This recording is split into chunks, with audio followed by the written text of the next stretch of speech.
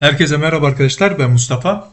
Yine bir videoda beraberiz. Bu videomuzda Mendix'teki hemen şuradan normal list widget'ın yatay olarak listelenmesini anlatacağım. Şimdi elbette ki diyebilirsiniz neden template kullanmıyoruz? Template de kullanılabilir ama bazen bunu da yatay olarak ihtiyaç olabiliyor. Hemen şöyle göstereyim aradaki farkı nedendir diye. Hemen şunları sileyim. Bir, hmm, bu şekilde yaptığın zaman edit edilemiyor. Mesela gösterelim. Edit edilemiyor. Ancak burada bunun edit özelliği var. Buradan size biliyorsunuz ki bu edit edilebiliyor. Başka bir sebep burada search kısmı attribute'lere ayrılmış. Yani tek bir şeyden hepsini search yapamıyorsunuz. Hemen burada işte, elbette ki bunun da farklı avantajları var ama zaman zaman buna da ihtiyaç yani burada normal liste kullanmak zorunda kalıyoruz. Şimdi burada da işte sort order var ama herhangi bir research için arama için ekstra bir şey yok. Yani sadece buradan attribute bazında ayarlıyorsunuz. Ama burada tek bir search'ten bütün attribute'leri içerisinde arama yapabiliyorsunuz. O sebeple zaman zaman buna ihtiyaç olabilir. Peki ben bunu nasıl işte yatay listeleyeceğim? Buna bakacağız. Normalde listeleme şekli budur. Şimdi buraya geliyorum. Normal bu listeye tıklıyorum. Evet. Buraya pardon buradaydık. Evet. Bu listeye tıklıyorum.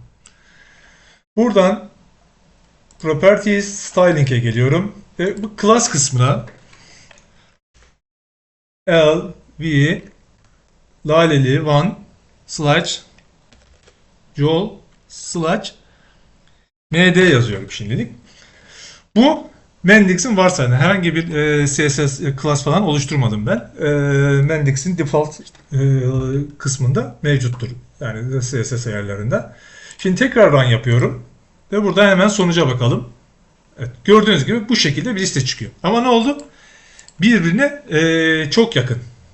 Şimdi bu sefer buraya tire bir diyorum. Evet, tekrar bakalım. Evet, bir de aynıydı zannedersem. Bir, iki, iki de şey. 3. Tire 3 dedim. Evet, gördüğünüz gibi bu sefer bu şekilde oldu. Kaça? 4'e böldü.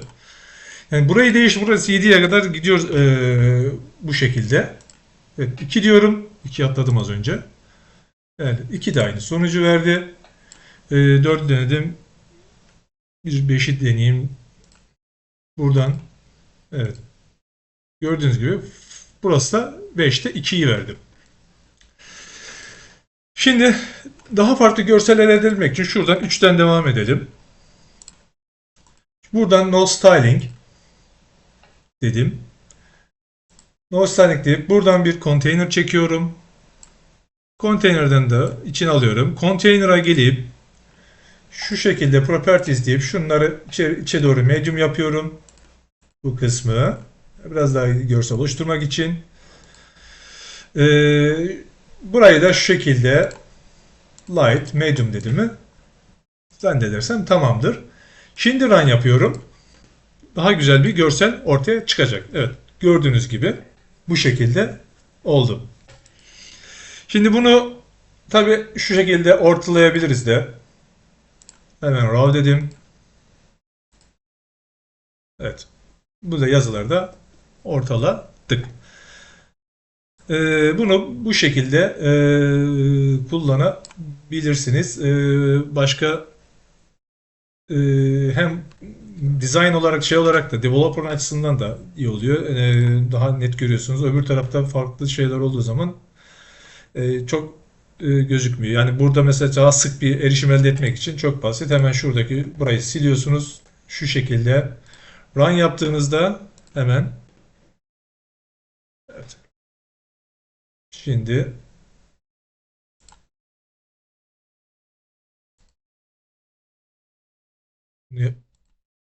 Evet, run yapamamışız. Tekrar bakalım. Evet. Gördüğünüz gibi bu şekilde bir görsel oluşuyor.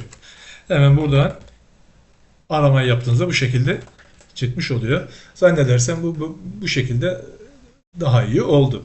Ama diğerlerinde istediğiniz gibi kullanabilirsiniz. Tamamen burada ne kadar sıklıkta olmak göstermek istediğinize bağlı.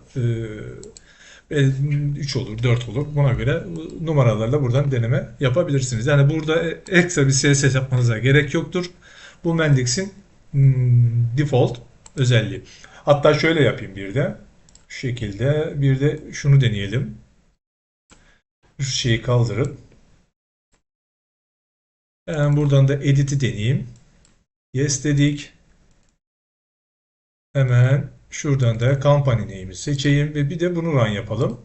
Hani bu şekilde de toplu olarak şeyleri görebilirsiniz. Gördüğünüz gibi buradan değişiklikleri bu şekilde yapabilirsiniz hızlı bir şekilde.